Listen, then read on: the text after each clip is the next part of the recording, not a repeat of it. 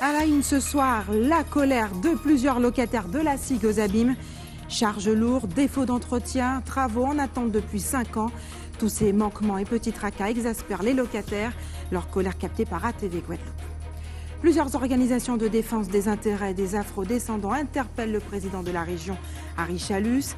Elles réclament la mise à disposition au Memorial Act d'une salle consacrée à la question des réparations. Nous ouvrons le débat avec l'Ukrainette, qui est notre invité. C'était aujourd'hui les états généraux de l'alimentation initiés par le gouvernement. Ils ont pour objectif de permettre aux agriculteurs de vivre dignement de leur travail. Chez nous, peut-on encore manger local? Telle est la question que nous vous avons posée en marge de cette manifestation. Avec son sable brun et ses montagnes, la commune de Dé attire de nombreux visiteurs ces jours-ci. Nous irons au milieu de ces vacanciers qui ont choisi de prendre du bon temps dans cette commune qui offre un véritable dépaysement. Bonsoir, bienvenue sur ATV Guadeloupe, je suis ravie de vous retrouver. La résidence Les Calbassiers à Palais-Royal aux Abîmes est le symbole de ce qui ne va pas entre les locataires et le propriétaire, la SIG. Charges lourdes, défauts d'entretien, travaux en attente depuis 5 ans, infiltration d'eau font partie du quotidien de ces locataires.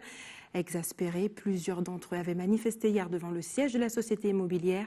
Nathalie Dinan, Patrick Curie et Moïse Dexter sont allés à leur rencontre. Des petits problèmes au départ, mais ajoutés les uns aux autres, pourrissent la vie des habitants de la résidence Les Calbassiers aux Abîmes. Les principales difficultés sont d'ordre d'ordures, de décharge, d'électricité. Il y a des gens où l'eau remonte par leur évier, il y a des problèmes d'infiltration de certains locataires. Mais particulièrement moi, j'habite en face d'une décharge. La cage poubelle est en face de moi, donc c'est des rats, des mouches, des souris, des chiens toute la nuit qui nous embêtent. Ça fait plus de mois que la résidence n'est pas éclairée. Avec des conséquences graves, des actes de vandalisme et des résidents qui rentrent la nuit la peur au ventre. Malgré de nombreuses réclamations de la part de plusieurs locataires, les problèmes tardent à être résolus ou la solution est souvent provisoire. Moi, ça fait 10 ans que j'habite là, 10 ans qu'on ramasse les ordures à la SIG. Moi, j'ai fait allergie. Moi, j'ai fait asthme. On est diabète. L'autre jour, on était sur le porte-moi, on rate passant les pieds. Moi. On dit souvent, rate là, t'es mort de moi, on a porté plainte contre la SIG. On paquet zordi, tout le monde qui a sorti, tout pas derrière là, yo c'est là, yo qui a venu jeter. Je vois, ils ont une preuve tout à l'heure là. Cette résidence aux entrées libres serait devenue un lieu de dépôt d'ordures de tout habitant vivant aux alentours. Les locataires sont en colère. C'est vrai qu'il faut ramasser les ordures maintenant assez régulièrement, mais qu'est-ce qui se passe? Les charges ont doublé. Il y a des gens qui ont reçu des charges de 400, presque 500 €. Toute prison m'a raché en casa moi. Quand la SIG a fait pour demander nous l'argent. Moi je suis d'accord à donner de l'argent, mais il faut qu'on fasse pour nous montrer nous ça qu'on fait pour nous. Le calme d'il y a 10 ans n'est plus, l'atmosphère est pesante et la résidence devient peu à peu invivable. Les locataires ne comptent pas rester les bras croisés, ils ont bien l'intention de se faire entendre.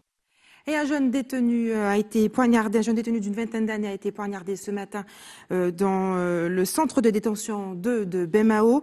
Le prisonnier a été atteint de 17 coups de couteau, dont un fatal porté à la carotide.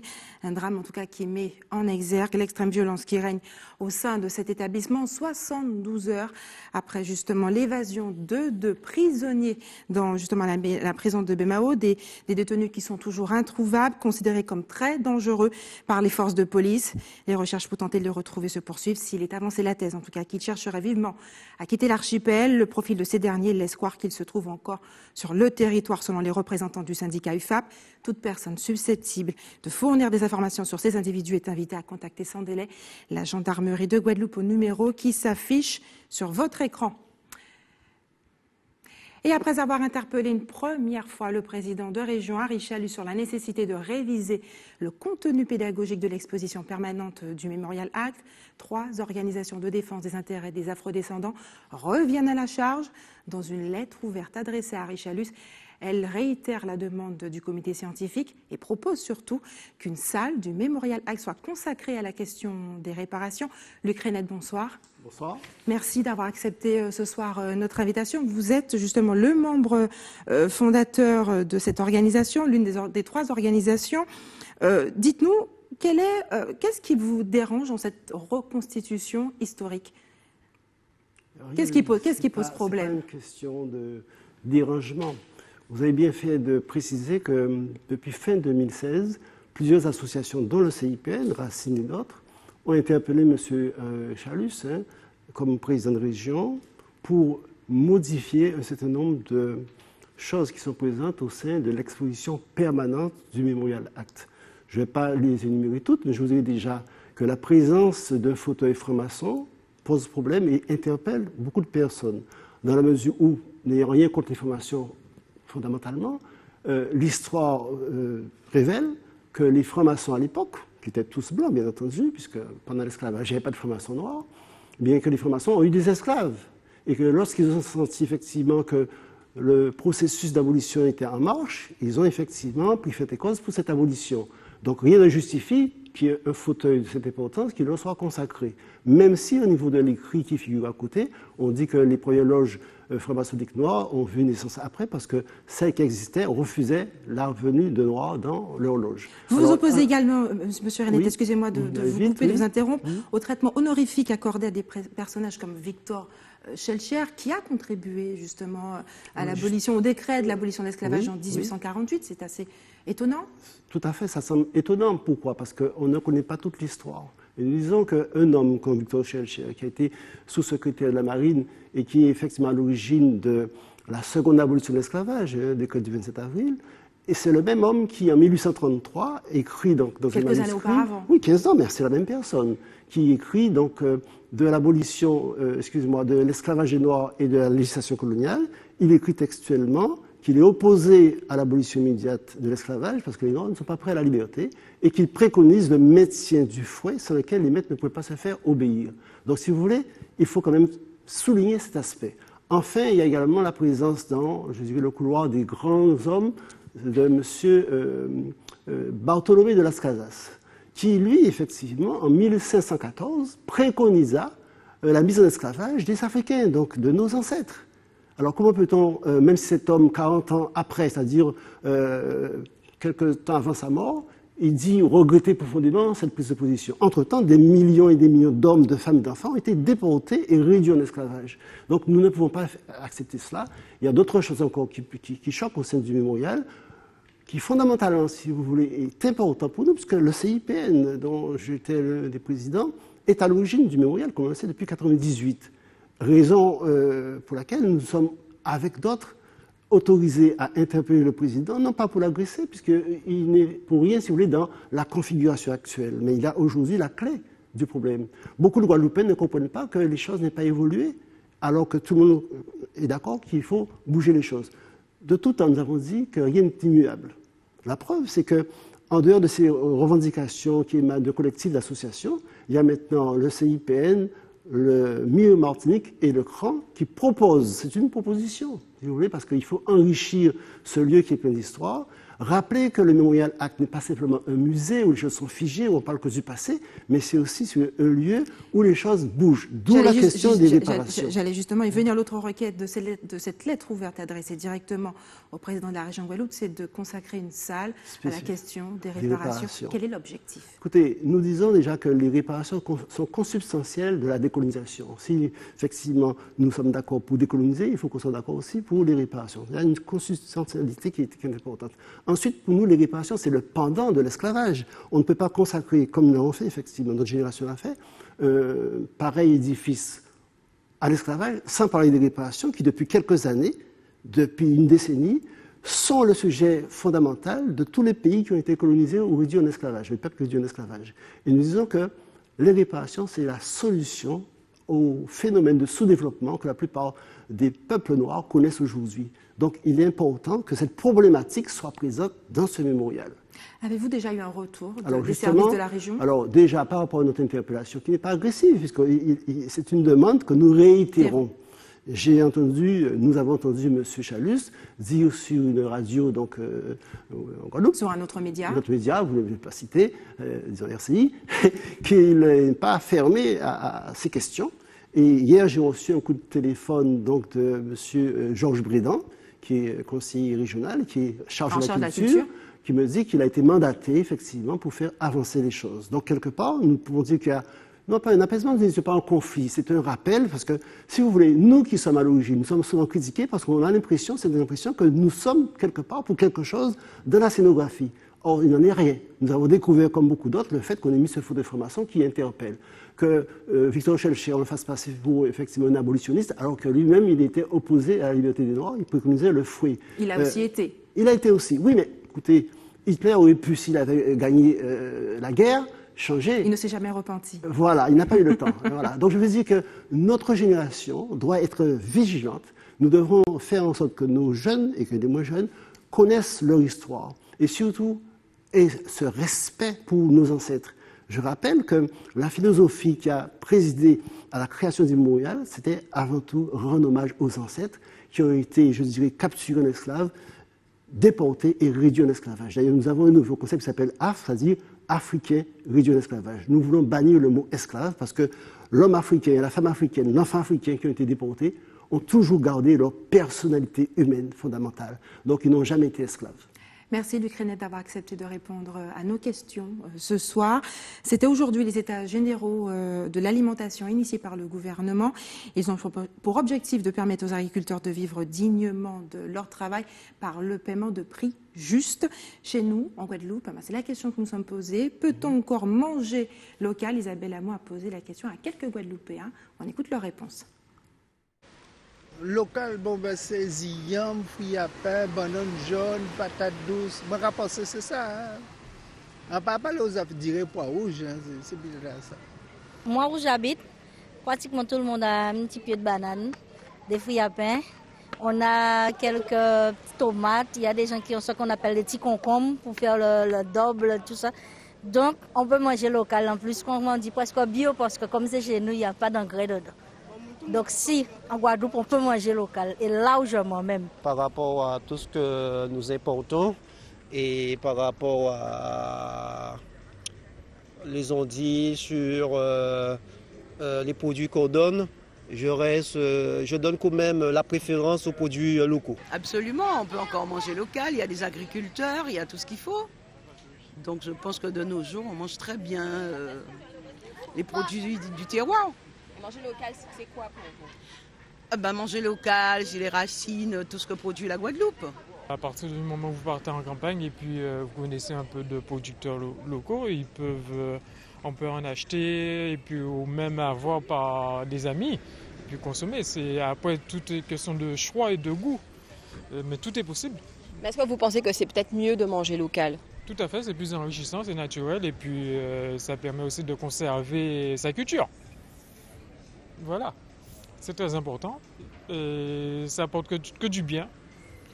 Parce que consommer tout ce qui vient de l'extérieur, ce sont que des produits rajoutés et rien d'autre. Hein. Et consommer local aussi, c'est faire développer aussi sa culture et la richesse du pays et l'entretenir. On peut manger fruits à pain, on peut manger pollo, on peut manger patate, on peut manger zaboka, on peut manger mbade. On peut manger ziyam, on peut manger domboui, on peut manger pois rouge, on peut faire bébélé, manger, avec tripe et pollo. Et tout ça, c'est des vitamines qui sont bons pour la santé. Pour la santé. Et regardez-moi, regardez l'argent, regardez-moi, à seul vitamine, c'est déjà nous, on a fait mal. On est pour opérer, mais on pas opérer.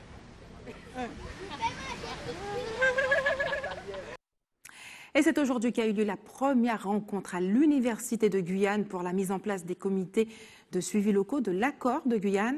Le collectif, la préfecture, la région, les collectivités et les parlementaires étaient tous réunis.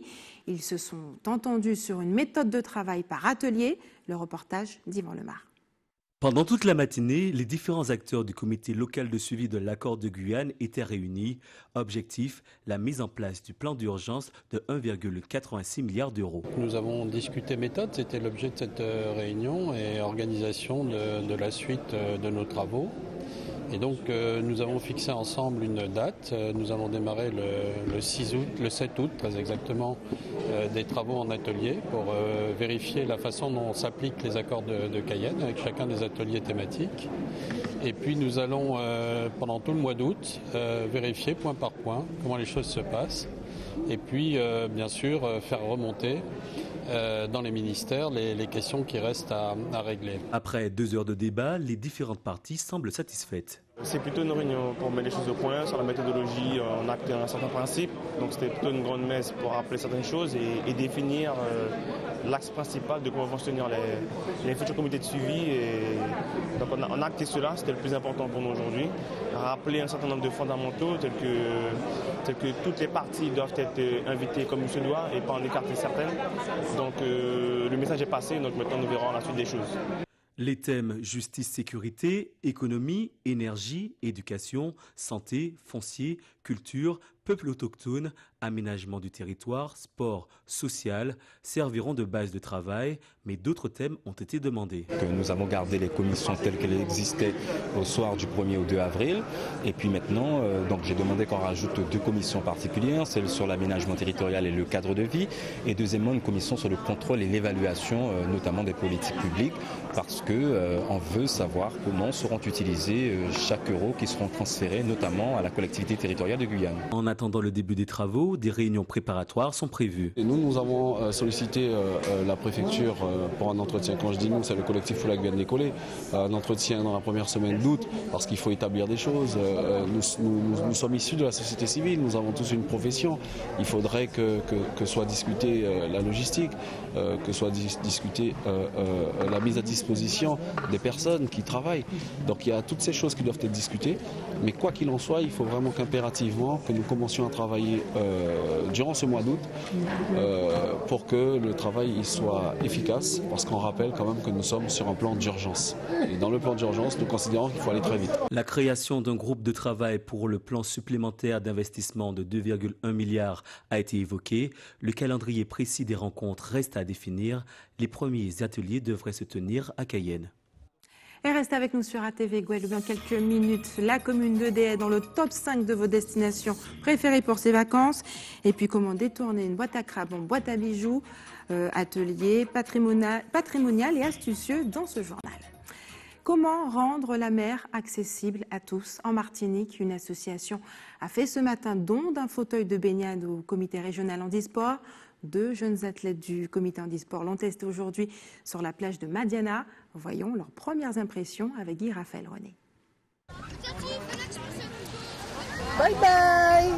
Handicapée des 4 membres, Louisiane peut accéder plus aisément à la mer et à ses bienfaits grâce à ce fauteuil de baignade pour personnes à mobilité réduite. Une nouvelle expérience pour cette sportive habituée aux efforts physiques. D'habitude, je galère pour y aller autant pour sortir, mais là, super. Et vous allez souvent à la mer? Oui, quand j'ai l'occasion, je vais à la mer, mais c'est pas toujours évident de rentrer et puis de ressortir sans avoir une aide avec soi, quoi. Ça va nous permettre de sortir plus souvent, surtout des fois si on est en groupe d'amis en situation de handicap. C'est très utile, c'est bien. Une aubaine aussi pour Nicolas qui d'ordinaire se fait porter par son père pour rentrer et sortir de l'eau. Oui, c'est beaucoup plus facile, ça permet un accès direct à l'eau. Ah oui, on se sent comme un chef. De fabrication française, le tir à l'eau peut être utilisé également pour des bains de soleil sur le sable ou pour flotter durant la baignade. Il peut supporter jusqu'à 130 kg. Il a été réalisé avec de l'aluminium, donc le châssis en aluminium, donc qui ne rouille pas. On a des roues basse pression aussi, donc qui permettent en fait de tirer sur la plage, de rouler sur la plage sur le sable sans beaucoup de contraintes. Et donc on a une flottabilité qui est vraiment intéressante pour les personnes en situation de handicap. Un fauteuil d'une valeur de 1 700 € offert par le club service Inawil de Fort-de-France au comité régional handisport. Toutes les personnes qui nous feront la demande, associations ou autres, nous pourrons mettre en place des conventions et trouver un moyen de leur leur prêter cet outil-là, parce que malheureusement on ne peut pas le prêter à tout le monde non plus, les demandes sont assez importantes. J'ai eu l'occasion de rencontrer à plusieurs reprises le comité régional handisport et de rencontrer également des familles lors de manifestations sportives, et dont une maman, d'ailleurs ça m'avait touchée, qui me disait: Madame, faites quelque chose parce que mon enfant il ne peut pas aller se baigner, il a peur de l'eau. Alors j'ai pas hésité une seule seconde, j'ai pris la décision et j'ai soumis l'idée aux membres du club qui ont donné leur accord. de faire cette action. Pour bénéficier d'un prêt, les personnes intéressées peuvent se rapprocher du comité handisport à la Pointe de la Vierge à Fort-de-France. Et retour en Guadeloupe dans le cadre de ses activités du mois de juillet, le Parc national met en place des ateliers innovants dans plusieurs communes. Aujourd'hui à Petit-Bourg, en compagnie d'un spécialiste du bois, il était possible de toucher du bois et de créer une boîte à crabes détournée pour contenir des objets selon son bon plaisir. Reportage Karen Diama. Traditionnellement utilisés pour attraper des crabes à la période de Pâques, les pièges à crabes ont été revisités ce matin. C'est vraiment la mini boîte à crabes. Vraiment la mini boîte à crabes. Elle s'ouvre vraiment comme la boîte à crabes, c'est-à-dire qu'il y a la petite sécurité et hop. Et de là à l'intérieur, on peut mettre des bijoux. Bon, celle-là, c'est celle de ma fille, donc elle a mis ses petites boucles d'oreilles dedans. Mais elle peut avoir une autre fonction, comme je disais, une boîte pour faire un pot pourri et refermer. Et ça fait que la maison sent bon. La boîte à crabes, c'est vrai que c'est pour attraper des crabes. Mais en même temps, c'est joli, on peut décorer chez soi avec. On peut faire beaucoup de choses avec la boîte à crabes. Une reconversion pratique et fonctionnelle qui a su séduire le petit groupe. Cet atelier, moi, je l'ai trouvé super déjà parce que on peut travailler sur un objet qu'on détourne et ça, je trouve ça vraiment sympathique. D'une simple boîte à crabes, faire une boîte à bijoux ou une boîte à senteur comme on peut le faire là. Il suffira de la décorer. C'est un petit objet qu'on peut emmener partout. Et on peut également faire, comme le monsieur nous a montré tout à l'heure, une veilleuse. Et voilà, ça, je trouve que c'est détourner les objets dans une ambiance comme ça, dans un cadre de travail, c'est vraiment sympathique. À l'initiative du Parc national de Guadeloupe, cet atelier s'inscrit dans la transmission de savoir autour des 5 sens.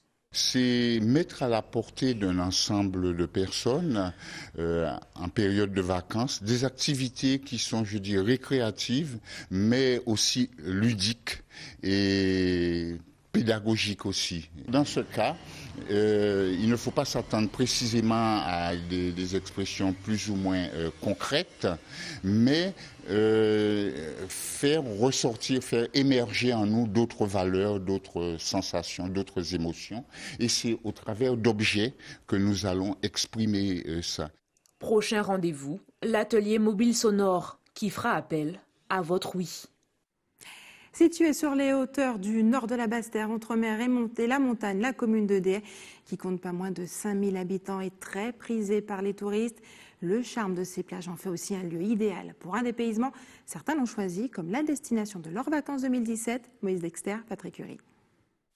Ah, la commune de Déa. Écoutez, nous on est juste vacanciers, c'est très joli, il y a des très belles plages et il n'y a pas grand monde. Donc c'est déjà très agréable.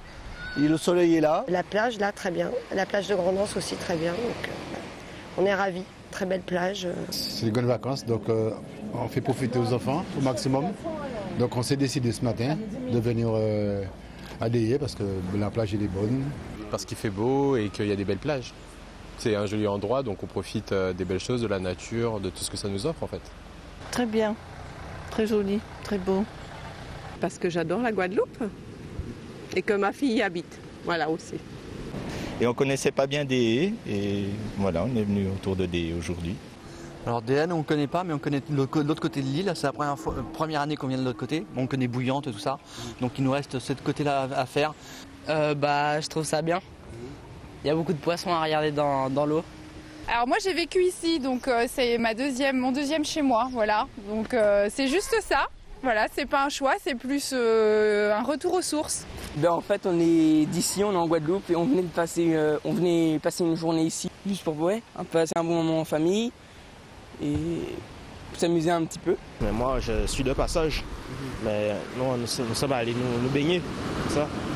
Oui, parce que j'ai ma famille qui il aimait Déa, la plage de Déa. Ça fait 2 ans qu'on vient sur place ici, qu'on profite de la plage. On profite à la fois des restaurants et puis des plages. Il y a pas mal de choses à voir. Oui. Et c'est l'heure de la Minute Cinéma.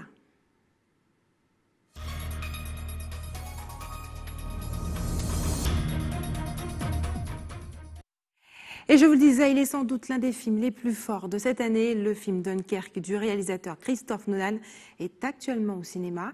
Il fait revivre l'évacuation des troupes alliées encerclées par les Allemands sur la plage du nord de la France en 1940. On regarde la bande-annonce. Nous venons de subir une véritable débâcle.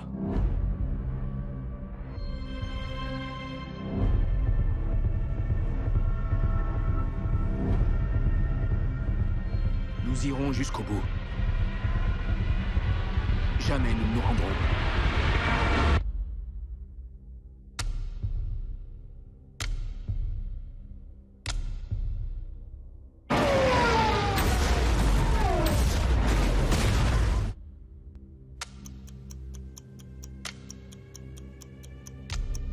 Un appel a été lancé. On doit aller à Dunkerque. Paré à larguer les amarres. Qu'est-ce que vous faites? Vous vous rendez compte où on va? On met le cap sur la guerre. Vous serez utile, monsieur. C'est un des nôtres. Il m'aligne. Je l'aligne.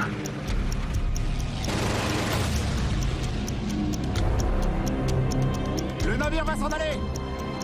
Allez, on descend.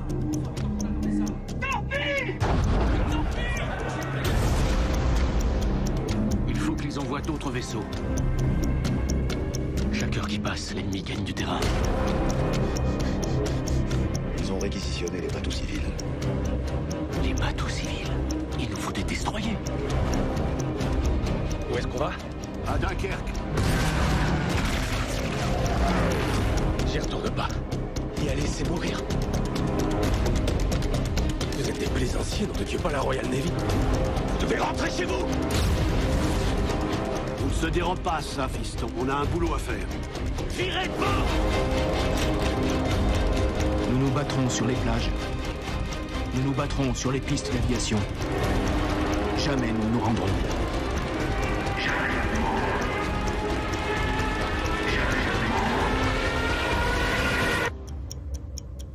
Qu'est-ce qu'ils foutent, nos aviateurs?